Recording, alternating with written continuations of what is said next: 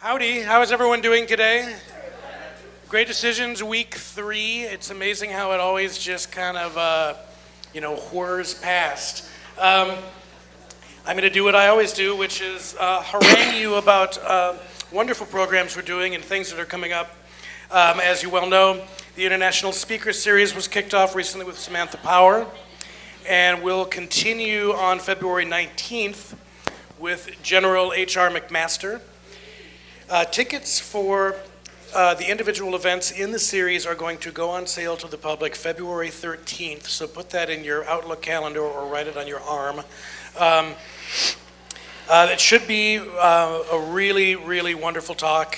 He is no lightweight, I will tell you that. If you don't know about McMaster, he was the National Security Advisor, one of them under Trump, and has also been in both Gulf Wars and in Afghanistan, and wrote a book called Dereliction of Duty, which is required reading in a lot of war colleges, and it looks at the legacy of Vietnam. So he's not just a G.I. Joe, he is a smart feller. Also, if you haven't picked up your Great Decisions book, we do have them out on the table for sale. For you from Good Family and a member, $32. For the rest of you, $35.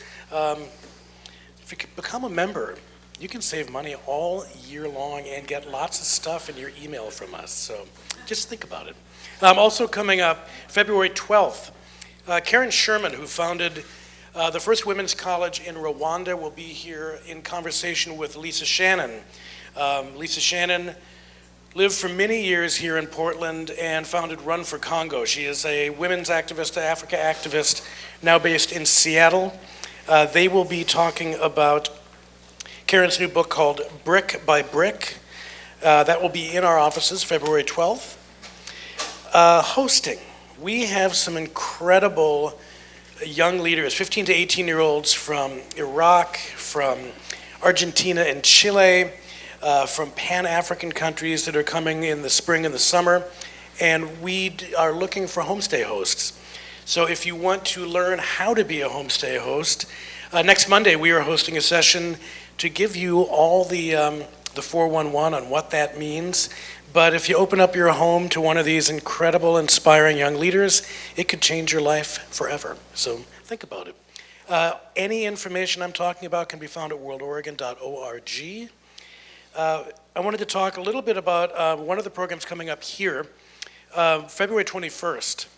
The Red Sea security is the topic, and I was having a heck of a time finding someone to come in and talk about it who could really talk with wide range on all the issues inherent there, which is Yemen, Saudi Arabia, Somalia, Horn of Africa. So what I'm going to do is the Great Decisions TV show. They produce these wonderful 26-minute episodes that are narrated by David Strathairn, who I wish I sounded like.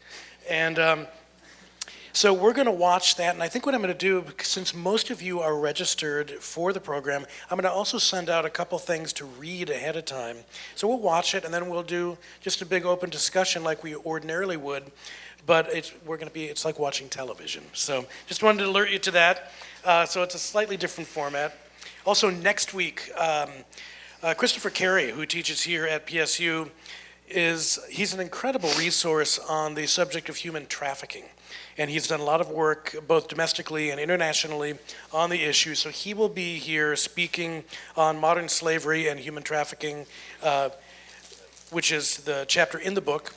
So you don't want to miss that. We're also going to be doing a little bit of instant polling that day. So charge your smartphones, and we're going to ask you some questions, and we're trying to get information the newfangled way. So that brings me to today's program, which is on the Philippines. And I'm very excited because Josh Easton is a new speaker to me. I love when we can kind of restock the pond. I use a lot of the same usual suspects sometimes year after year.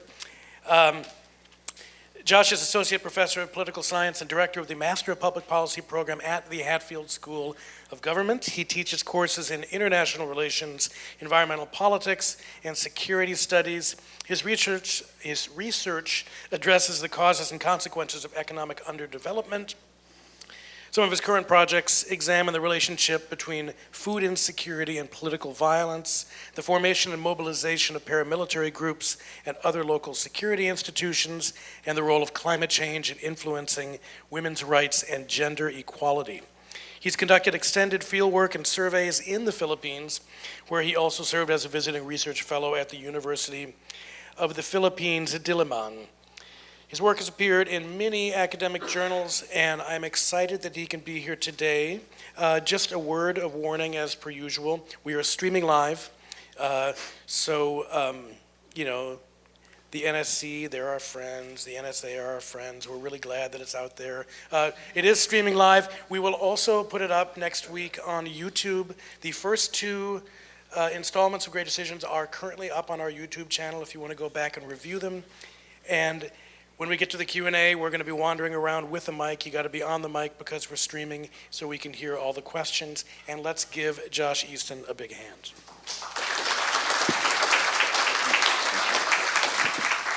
Thank you very much, Tim, and certainly thank you to all of you for allowing me to come here and speak with you today on this very important topic of U.S.-Philippine foreign relations.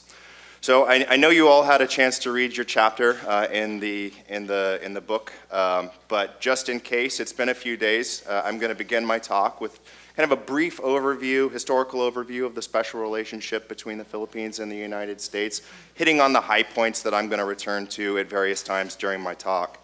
The bulk of my talk here today is going to be focused on two issues that I see that are really presenting the greatest challenge for U.S. and Philippines foreign relations at this moment, and that's the drug war waged by the President Duterte's administration in the Philippines, and President Duterte's so-called pivot to China.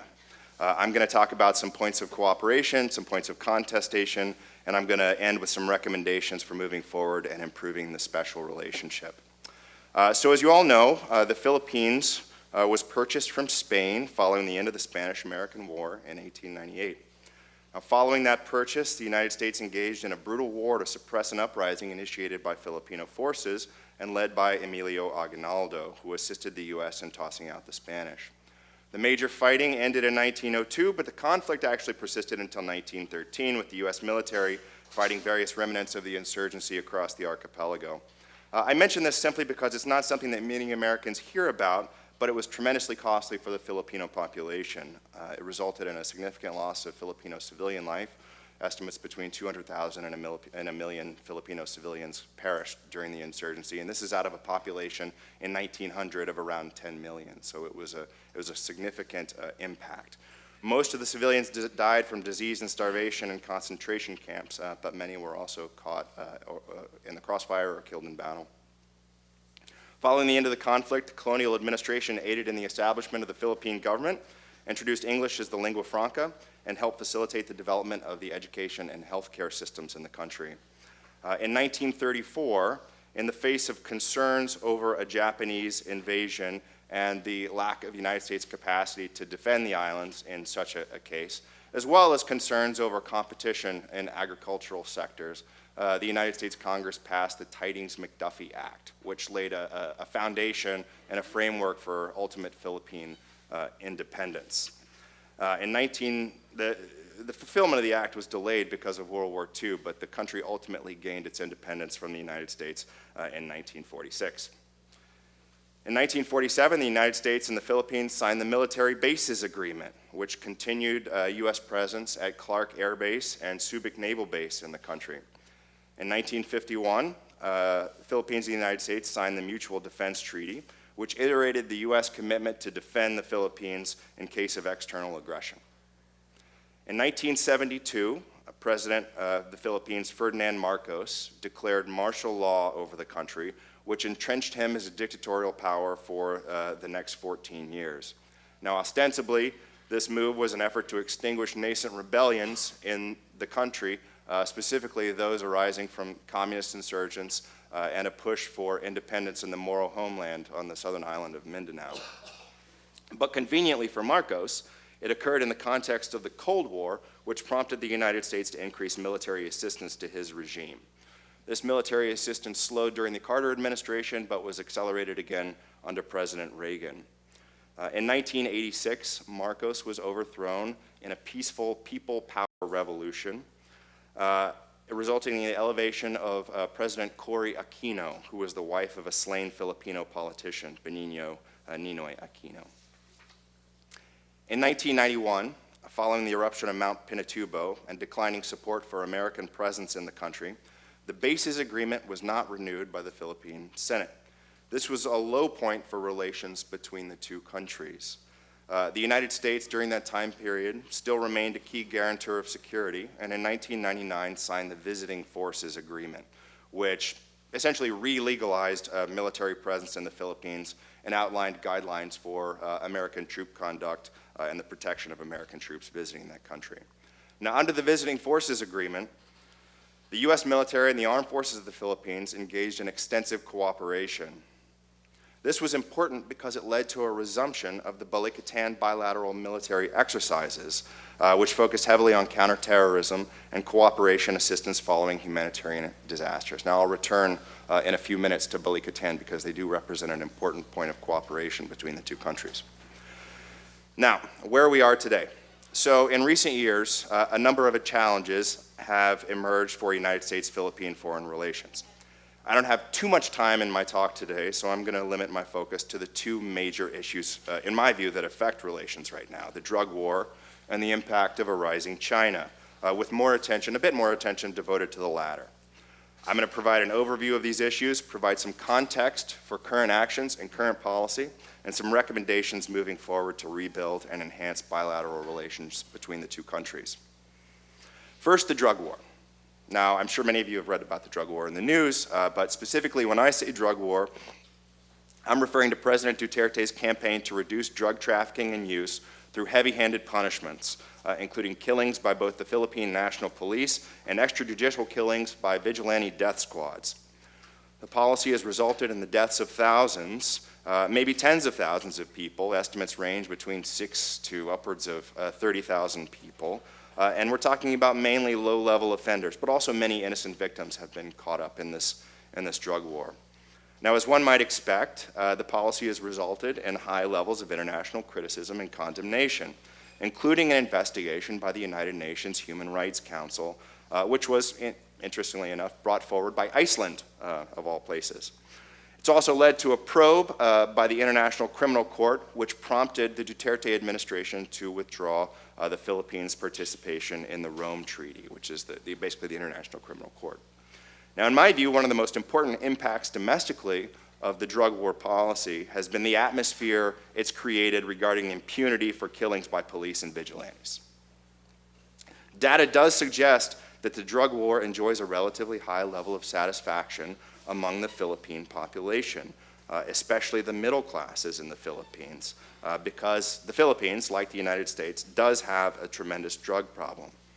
However, the fact that the bulk of the victims have been among the poorest, and because the killings have claimed innumerable innocent lives, there has been some pushback as well, as one might expect.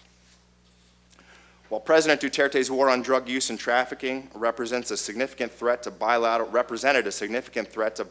relations under the administration of President Barack Obama, it has proven to be somewhat less important under the Trump administration, as Trump seems to have little appetite to challenge the policy on humanitarian grounds. President Trump has even gone so far as to laud the policy, an unbelievable job on the drug war, as stated publicly that the United States should take a similar tack at home. This is likely out of a genuine admiration for the policy, but there could be some strategy here, as President Duterte has proven quite prickly over criticism of the policy. However, the United States Congress has not proven as receptive, and to the extent that problems have developed in U.S.-Philippine relations over the drug war, Congress is where they originate. The Philippines has gone so far as to recently ban 2 U.S. senators from entering the country over their introduction in the U.S. 2020 budget of a provision stipulating that any Filipino involved in the detainment of Senator Leila de Lima, who is a current senator in the Philippine government, will not be allowed to enter the country. Senator De Lima is a Filipina senator who was arrested on trumped-up charges of drug trafficking following her opposition to the drug war and her spearheading of a campaign of an investigation into the mass killings. Senator De Lima has won numerous international human rights awards and is seen by many as a political prisoner of conscience. She is still under arrest in Manila for her opposition there.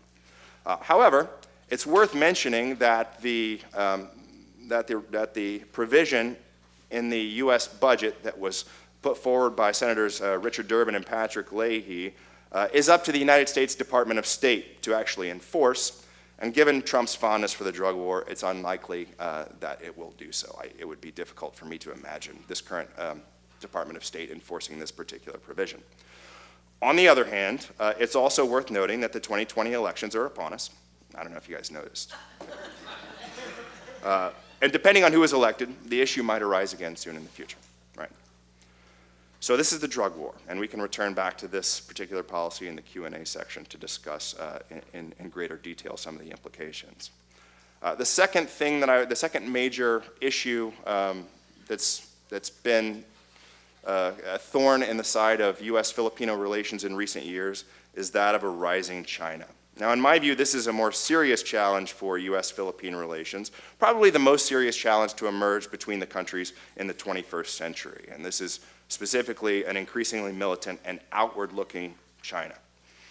China has developed a more coercive posture over the South China Sea, what the Filipinos call the West Philippine Sea, especially over a small contested island chain known internationally as the Spratly Islands. Here on the map that I have here for you today, you can see where the Spratly Islands are located. The blue lines on that map represent delineations that demarcate the exclusive economic zones under the United Nations Convention on Law of the Sea for each of the Southeast Asian countries that surround this part of this sea. The red dotted line represents China's claims to the area. Now, China has developed a more coercive posture over the South China Sea, especially over the Spratlys, and it's not hard to understand why. These waters hold potentially large reserves of oil and natural gas. They're an incredibly productive fishery and are a busy area of commercial shipping. In fact, a tremendous amount of the world's shipping moves right through that passageway. They provide a strategic vantage point for China to protect and enhance its power over the region. Ownership of these islands are disputed by a number of nations, but notably the Philippines, which is engaged in several standoffs with the Chinese military and fishing vessels in recent years. There was a particularly publicized standoff that occurred in 2012 over the Scarborough Shoal, and you can actually see where the Scarborough Shoal is located just off the main island of Luzon, just west of the main island of Luzon, up there next to the Philippines.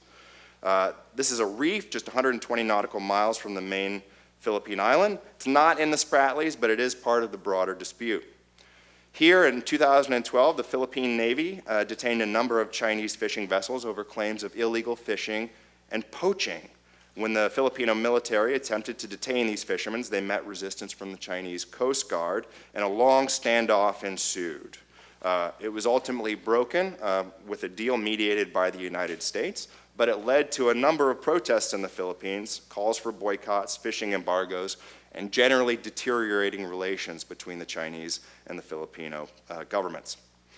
Additional challenges developed as the Chinese began rapidly constructing military installations in the Spratlys, notably in Subi, Mischief, and Fiery Cross reefs, among others, for a total of 7 islands that are now possess a pretty significant Chinese military installation. Initially, the Philippines sought to challenge these disputes by aligning herself more closely with the United States, by modernizing her military through new acquisitions of equipment, and most importantly, by challenging the legality of China's claims under the United Nations Convention on the Law of the Sea. Now, in 2013, the legal challenges were referred to the Permanent Court of Arbitration in The Hague for resolution.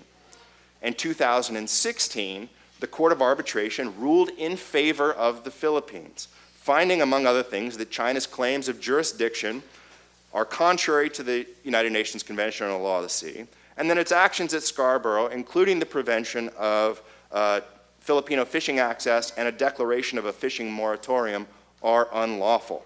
This was a huge win for the administration of President Aquino at that time, but since it came at the very end, at the tail end of his administration in 2016, which is when the presidential elections occurred, it was largely to be enjoyed by the Duterte government.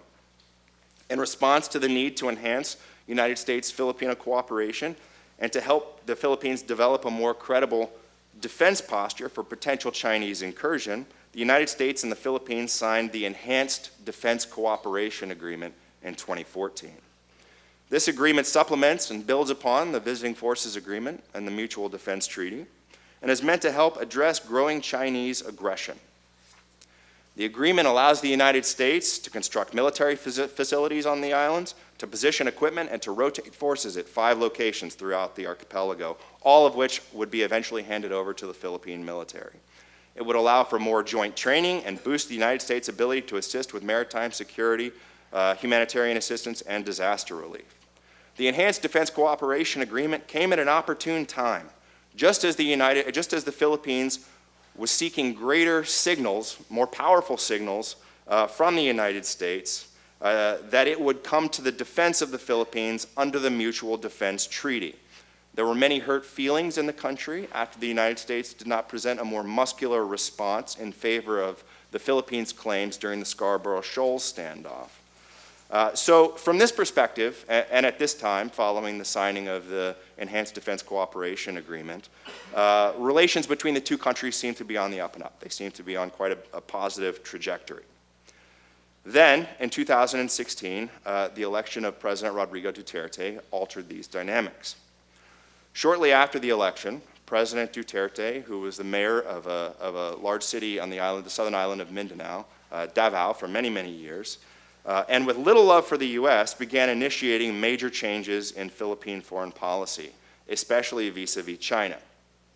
Now, taken together, these policy changes are commonly referred to as Duterte's quote-unquote pivot to China, and they represent a culmination of his deliberate policy of disengagement with the United States and of drawing close to China. At a China-Philippine Trade Forum in Beijing in 2016, Duterte said in the Great People's Hall to wild applause, quote, "Your honors, in this venue I announce my separation from the United States, both in military but in economics also. America has lost." Okay, what does this mean in practice, this pivot to China? What does this mean? How should we think about this? Well, greater Filipino cooperation with China in terms of economics and security arrangements, whatever the specifics, is clearly a good deal for China. Okay? It's clearly a good deal for China. The pivot largely reduces Filipino leverage over the Chinese by distancing itself from the United States. Capabilities, military and economic capabilities between China and the Philippines remain highly asymmetric. China is still maintaining its occupation of the Spratly Islands and is still proceeding with the construction of military installations within the Philippines' exclusive economic zone, a point which has created tremendous domestic political challenges for President Duterte. If anything, there's been no movement at best, but if anything, it's actually gotten a bit worse since Duterte came to office and since he's made his pivot to China. Most recently, a Chinese fishing armada, a maritime militia, if you will, has even threatened a Filipino-occupied Titu, or Pagasa Island, a small island in the Spratlys that is home to about 100 Filipino civilians and a small military garrison. The Chinese brought forward about 275 ships to threaten the Filipinos over the construction of a few small ramps and runways, presumably in an effort to threaten them that continuing construction of military installations would not be a good idea. Now, so it's good for China, but is it good for the Philippines?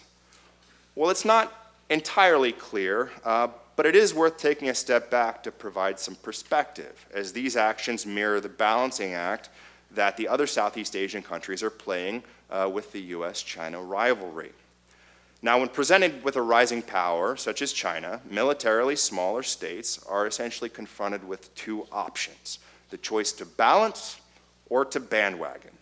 Now, when I say balance, I'm referring to the option that these countries have to ally with other military powers to counter the rising power, the rising threat, in this case, China. So an alignment with the United States, for example, would be balancing behavior. Bandwagoning, in contrast, represents an attempt to ally with the rising power to take advantage from gains of cooperation.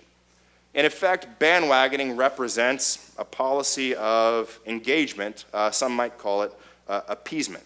Essentially, it's an attempt to buy off the rising power with unilateral diplomatic and strategic concessions. And it's looking from the perspective of the Duterte administration that Duterte is betting that a bandwagoning policy will yield additional gains, more gains than will a policy of balancing, including the forging of new security partnerships potentially, though we haven't seen much of that occurring yet, and a reduction of tensions, though we've seen a little bit of that, but not a lot. It also purportedly, presumably, could lead to a reduction in the likelihood of targeting in the Philippines, military targeting in the Philippines, as the dispute between the United States and China escalate. And there's also a potential to reap greater economic gains, including $22.5 billion in trade and loan guarantees that were promised to the Philippines as a part of China's Belt and Road Initiative. Now, at the most recent Duterte visit to China, the Philippines and China signed more than 19 agreements, including investment deals worth around $12 billion that are expected to generate about 21,000 jobs in the country. Although we should note that there remains a large trade deficit between the Philippines and China in China's favor. And there has been a lack of movement on the building of any China-financed infrastructure projects in the country. So far, only 2 projects worth about $167 million have broken ground, and none of them have been completed yet. Other reasons President Duterte might seek greater cooperation with China? Well, I think the main one, honestly, is a lack of security guarantee from the United States, as evidenced by the failure of the U.S. to provide greater support to the country during the Scarborough Shoal standoff. For a long time, the Philippines have been seeking assurances from the United States government that their commitments outlined in the Mutual Defense Treaty of 1951 would be maintained, and that they would come to the aid of the Philippines if they face any type of external aggression. The United States didn't do that in 2012, and there's still, again, some hurt feelings over that. A charitable interpretation would have Duterte taking this pivot to China, taking these actions to increase leverage over the United States government for greater concessions, particularly over the drug war. So one alternative reading of this behavior might be that to the extent that Duterte distances his administration from the United States and becomes closer to China, which has absolutely no interest in criticizing the drug war whatsoever, then he can kind of get the United States government to lay off of their criticism of his policies at home. So it's possible that there's a bit of that too. But so where does this pivot to China leave U.S.-Philippine relations? Well, in my view, they're wounded. They're not at a high point, but not mortally so. The Trump administration, to its credit, has made efforts to reassure the Filipino people of its commitment to mutual defense. In 2019, Secretary of State Mike Pompeo verbally renewed the commitment to the Philippine government and stated that in the case of Chinese aggression, the United States would come to the aid of the Chinese. This is a big step, right? This is a big step. And one that should be built upon to further enhance relations between the country. Generally speaking, most Filipino people still have a very positive view of the United States and of U.S. culture, especially when compared to the Filipino sentiment among the population of the Chinese. And progress is being made with the implementation of the Enhanced Defense Cooperation Act. And there remains support for continuing to build upon this act within the Philippine government. Most notably, in terms of U.S.-Filipino relations, the two countries still conduct regular joint military exercises, the so-called balikatan, shoulder-to-shoulder exercises. These are the signature military exercises between the two countries. Now, this is important, and it represents the culmination of a pressure campaign from within the armed forces of the Philippines, and perhaps even the public, to pressure President Duterte to continue this engagement. In 2016, following his election, he made very public his desire to ultimately pull out of the Balikatan exercises, but was convinced to backtrack on that claim just a little bit. The United States and the Philippines just wrapped up the 35th iteration of Balikatan in April 2019. Notably, this exercise was one of the largest in recent years, with almost 8,000 troops, including both Filipino and U.S. troops, as well as a small contingent of Australian forces. As usual, the 2019 Balikatan exercises featured a broad scope, including amphibious operations, live fire training, urban operations, aviation operations, and counterterrorism response. Of particular importance in the 2019 Balikatan exercises, these included warfighting, including a naval exercise that models the seizure of an island in the South China Sea by combined Filipino and American forces. Now, this is a big step forward because, as I said, in 2016, President Duterte initially didn't want the Balikatan to continue, but when he was pressured to do so, allowed the armed forces of the Philippines to conduct them only if they excluded war-fighting scenarios and focused primarily on humanitarian assistance to disaster relief, counterterrorism, and anti-narcotics operations, and that they be held in areas that were not facing the South China Sea. Basically, he didn't want to anger or present any type of threatening posture towards the Chinese. So the pendulum might be swinging back to the U.S., maybe, at least for a bit, or at least perhaps a little bit away from China. Now, to help encourage this process and to further enhance U.S.-Filipino relations, the United States should continue to make clear its commitment to honoring the Mutual Defense Treaty. This would involve continuing and hopefully expanding upon Balikatan.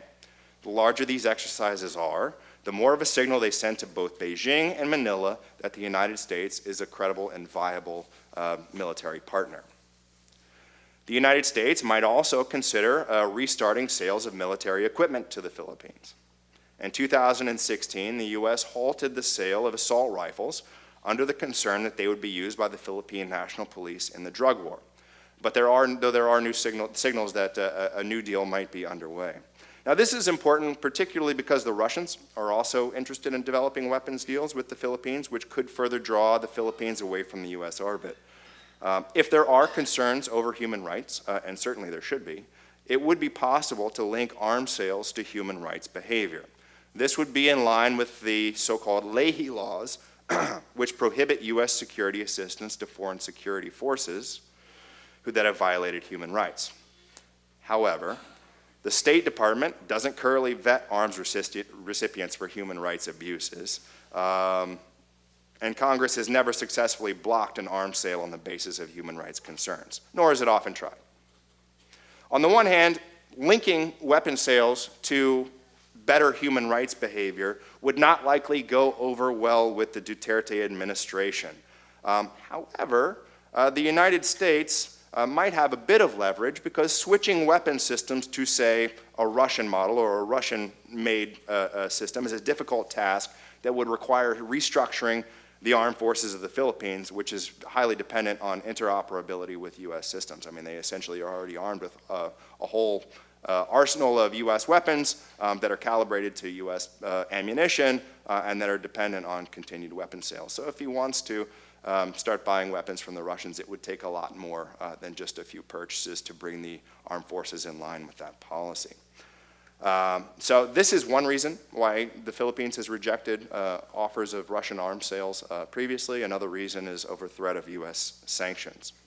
Now, beyond enhancing the Philippines' external security posture, the United States should also enhance military assistance to facilitate counterinsurgency and counterterrorism, the primary internal threats to Philippine stability. That communist insurgency I mentioned that was taking place under the Marcos administration is still ongoing, if you can believe it. We are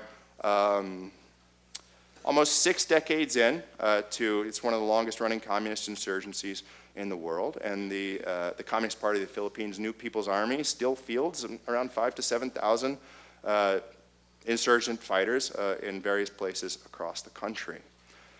The United States has historically aided in suppressing insurgent threats to the country, particularly the United States Special Operations Forces.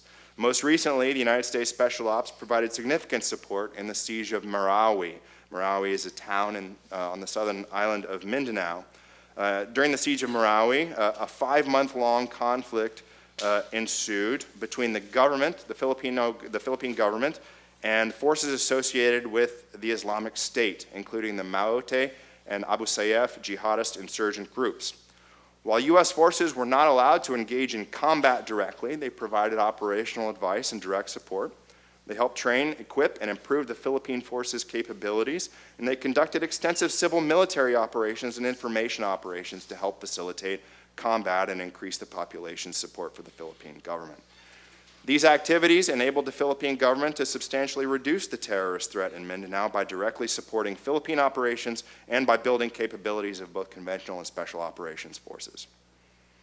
And finally, I would recommend that the U.S. should help bolster internal stability and security through the provision of significant foreign aid for disaster vulnerability reduction, climate change adaptation, and humanitarian assistance to aid in the aftermath of disasters.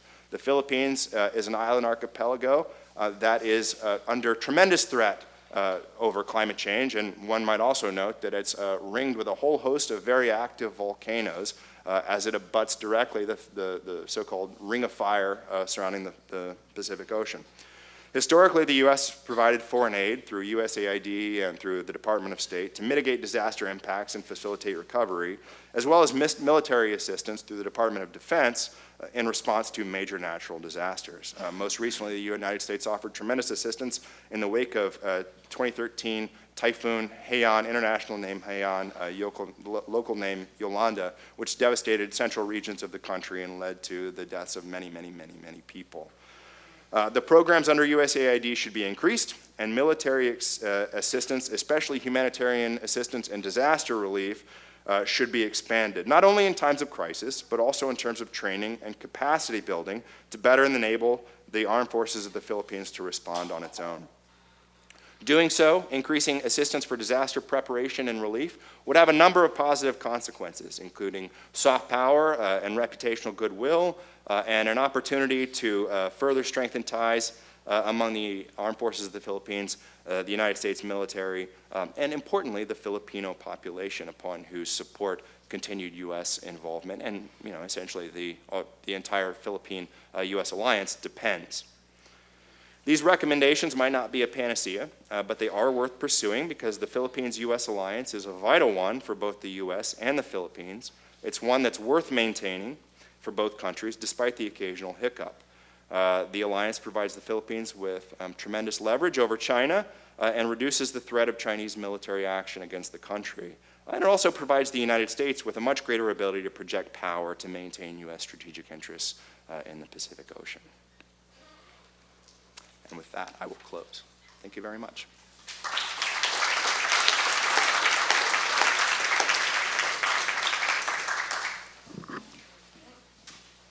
Questions? Okay, we're going to go here and then there, and then here.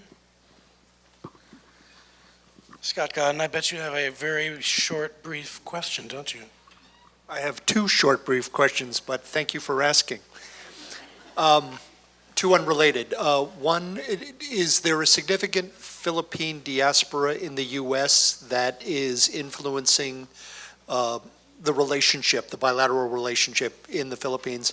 And second, Taiwan investment in the former Clark Air Force Base, is that complicating some of the economic relation in the neighborhood?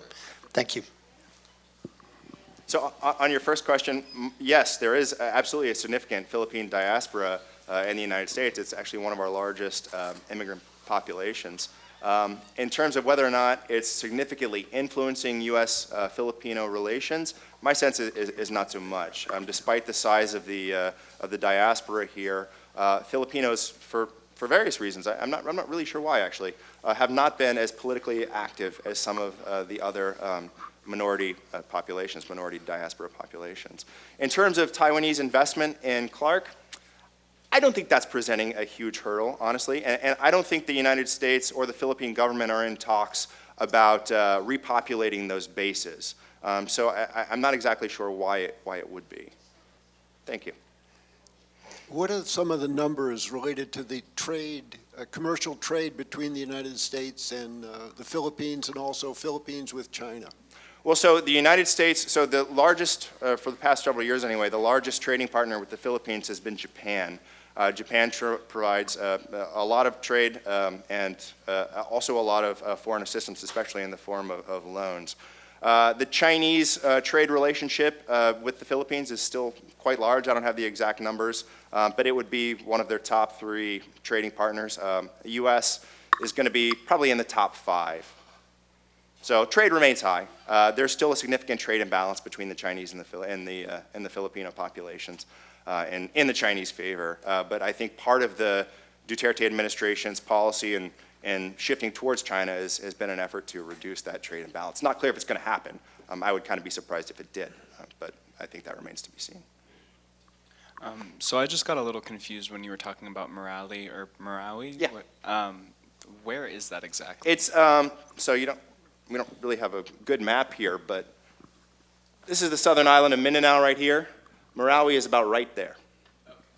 And it's kind of directly in the heart of the Moro homeland. The Moro are an Islamic population that exists in that part of the country, and they've been a restive population, to say the least, since Philippine independence. There have been a number of armed insurgents and movements that have emerged from that part of the country that have accelerated or died down at various points over the course of the past 50 or 60 years.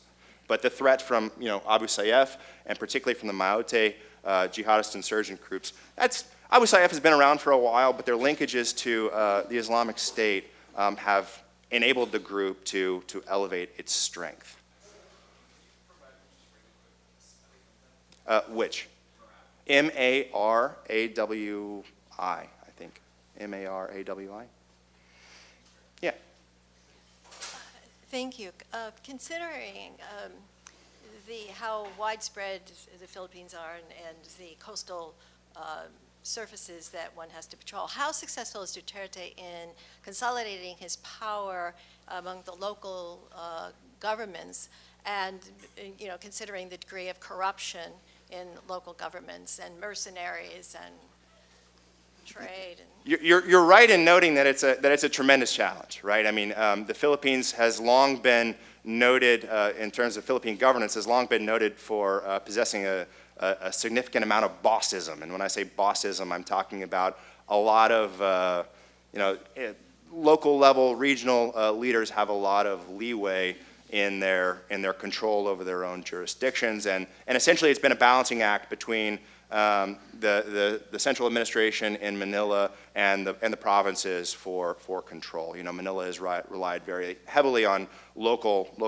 political leaders to maintain stability in these areas, and that dynamic hasn't really changed too much under the Duterte administration. Interestingly enough, it doesn't mean it hasn't tried. So one of the Duterte administration's key policies has been an effort to root out corruption. I mean, this has been the policy of many administrations, not just Duterte's. But Duterte has taken some notable steps to meet that goal. Notably, there's been the emergence of it's hard to quite know how to describe this movement because we don't really have a parallel in the United States, but there's been the emergence of a people's movement called Kilusang Pagbabao that has presented itself as an external monitor on the actions of local government officials that is aligned with and reports directly to Duterte. So it's part of his political movement, but it's not directly aligned with the government. I'm not sure if it's having a tremendous amount of effect, but given the context of the drug war and Duterte's increasing control over and allowance of extrajudicial killings, perhaps it is. Thank you. Given the Philippines' pivot to China in part of its strategy, what has been the reaction from its ASEAN neighbors, given that the Philippines is part of the Association of Southeast Asian Nations? what has been generally their expressed concerns, given their longstanding issues with encroachment of China's influence in the South China Sea? So a couple of things. The Philippines under Duterte has not been as participatory in regular ASEAN meetings as prior administrations have, so there's been a little bit of retrenchment there. But ASEAN, just generally as an organization, is not really keen on criticizing the policies of its member nations. In fact, one of the founding principles of ASEAN is one of non-interference, so to speak. So to the extent that there have been maybe issues emerge between various ASEAN members and the Philippines, my sense is that they probably are emerging more on a bilateral basis and not necessarily through the organization. Could you point out the major shipping lanes through the South China Sea and the island that China has built up over a coral reef? Well, so the major shipping lanes, I mean, you're essentially, you're kind of looking at them right here. But in terms of the islands that China has built on, there's 7 of them in total. The largest ones are located on Subi and on Fiery Cross and Mischief Reefs. I'm not sure exactly which one of these dots are, those represent. But they're around in here. Actually, if you're interested in this, the Asia Maritime Transparency Initiative keeps a very close monitoring of including the regular posting of satellite imagery of the construction that's taking place in this archipelago. And you can go to their website and you can look and you can see pictures of all the things, and you can see how the installations have developed over time, and you can see exactly where they are. So you might take a look there. This map is a little bit crude, and I'm not sure exactly which one of those dots those reef represents, but but again, they're kind of like right in here. So I've got a question for you.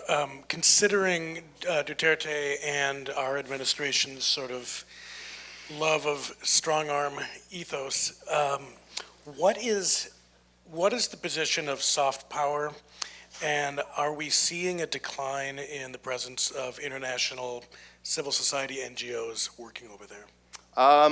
Not to so second question first. I don't think that we're seeing a decline in the presence of international non-governmental organizations in the Philippines. So much, if anything, some of their activities have been increased in the wake of things like Duterte's drug war. In terms of the impact of soft power, well, it depends on exactly what the goal is, right? So if by soft power you mean naming and shaming in an effort to get the Duterte administration to change its behavior, the impact has been very little. If you mean by soft power, say the fact that President Trump and President Duterte seem to have a lot of things in common and have developed certainly a more, to the extent that they've developed a relationship, it's certainly been a more productive one than existed under President Obama.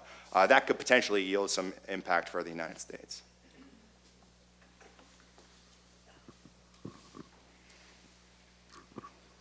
What are some of the Belt and Road projects that China's doing in the Philippines, and how is the Philippines going to pay for them, and what are the risks involved? Well, there have been a number of projects that have been discussed. As I said, there have only been 2 that have actually broken ground, worth about $167 million, which is a drop in the bucket compared to the overall number of projects and their value that have been agreed upon. One of them, I believe, is a bridge. The other one, I think, might be a dam, but I'm not 100% sure on that. But again, there hasn't been just a whole heck of a lot of movement. Those are the types of projects that Duterte is seeking money for, in addition to road building and rail building as well. There's an article in the New York Times this morning about the State Department's revocation of a visa for the national police, the head of the national police, and Duterte is threatening to pull out of the, the foreign visitors? The Visiting Forces Agreement and the Balikatan. How serious is that matter? It's unclear, I mean, from Duterte's behavior over the course of the past, since he's been in office, there seems to be, at the outset, a lot of bluster, followed by some walking back of that bluster. Now, the specific incident you're talking about yes, the United States has revoked a visa for a former Philippine National Police chief who many people implicate in the drug war and kind of overseeing a lot of the killings that took place. Duterte is threatened to do a number of things in retaliation, including requiring Americans to obtain visas upon entering the country. Right now, an American citizen does not have to have a visa to enter the country. He's threatened the imposition of, or a requirement that all foreign visitors from the U.S. would require a visa upon coming in. And he's also talked, kind of offhandedly about, again, pulling back from military cooperation with the United States. It's unclear at this point to me what is going to actually happen because, kind of like President Trump, what is said at the outset is not always exactly how it plays out. So this is all kind of ongoing at the moment. So I'm not really sure what the ultimate impact will be. But it is an active situation, right? It is a very, very active situation.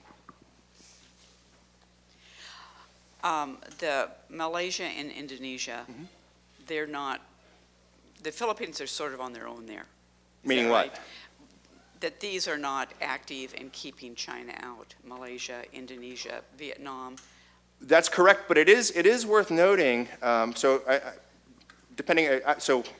it is worth noting that the Philippines is not the only country to have a maritime dispute with the Chinese over ownership of these islands. As you can see, this blue line again represents it delineates the exclusive economic zone set forth in the United Nations Conventional Law of the Sea, which is like 200 nautical miles off the coast of various countries. That represents what they are legally able to control. And so you have a bunch of overlapping claims here. The Vietnamese occupy some of those islands, the Chinese occupy some of those islands, the Philippines occupies some, Malaysia and Indonesia, as well as Brunei have also laid claim to some of them. Taiwan independently has laid claim to some of them, particularly in the Paracel Islands up there. So there's a whole lot of mess down there right now, and China is not the only, or the Philippines is not the only country that is seeking some type of redress. It is the only country, to my knowledge, that has been able to successfully challenge Chinese occupation in court. So these other disputes are playing out in diplomatic fronts in various capacities. Yeah. On a related follow-up, there's been some speculation that Vietnam might offer the U.S. basing rights, replacing what we used to have in the Philippines. I know that you're not a Vietnam expert, but any thoughts on that? We'll see what happens. I mean, really, I suppose this is how diplomacy works, right? You want to always have a deal in your back pocket when you're going to the negotiating table to make negotiations with your counterparts. To the extent that it could be valuable for the U.S., is that a realistic solution? I'm not really sure. The United States has certainly been increasing cooperation with the Vietnamese military, particularly in humanitarian assistance and these types of activities, also in capacity building around cybersecurity and cyber warfare.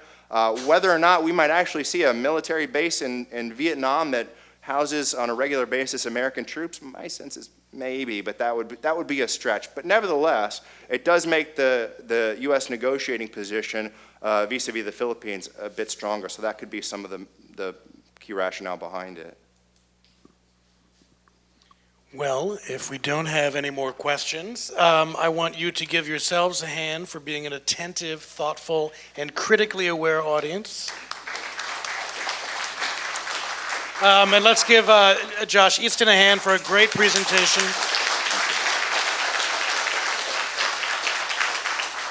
And I hope to see all of you here next week for Christopher Carey when he takes on modern slavery and human trafficking.